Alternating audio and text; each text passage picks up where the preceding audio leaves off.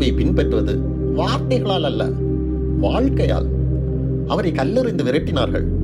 நெருக்கத்தின் வேளையில் அவரை விட்டு சீஷர்கள் ஓடிவிட்டார்கள். அவருக்கு நெருக்கமானவன் அவர் யாரென்றே தெரியாது என்று சொல்லி அவரை மறுதளித்தான். கூடவே இருந்தவன் கொலையாளிகளுக்கு பணத்திற்காக யூகம் வகுத்து அவரை காட்டிக் கொடுத்தான்.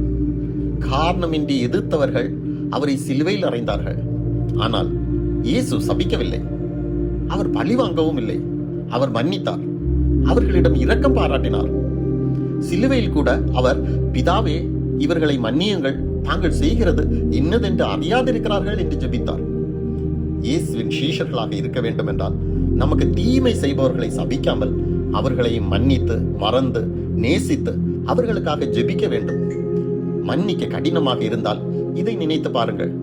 அவர்கள் உங்களுக்கு விரோதமாக செய்தது நீங்கள் தேவனுக்கு விரோதமாக செய்ததை விட சிறியதாக தான் இருக்கிறது.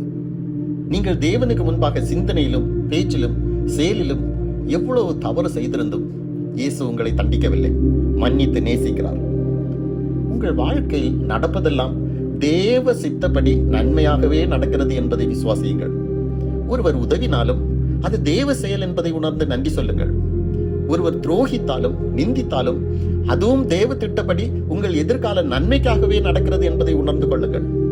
அவர்கள் தாங்களாக அதை செய்யவில்லை, தேவ திட்டப்படியும் தங்கள் அறியாமையினாலும் தான் செய்கிறார்கள். எனவே அவர்களை வெறுத்து ஒதுக்காமல் நேசியுங்கள், அவர்களுக்காகவும் ஜெபியுங்கள். இப்படி செய்தால் நீங்கள் இயேசுவின் சீஷர்கள் என்பதை எல்லாரும் அறிந்து கொள்வார்கள். இயேசுவிடம் அவர்களும் திரும்புவார்கள்.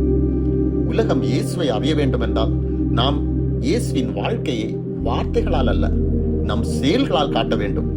ஆமென்.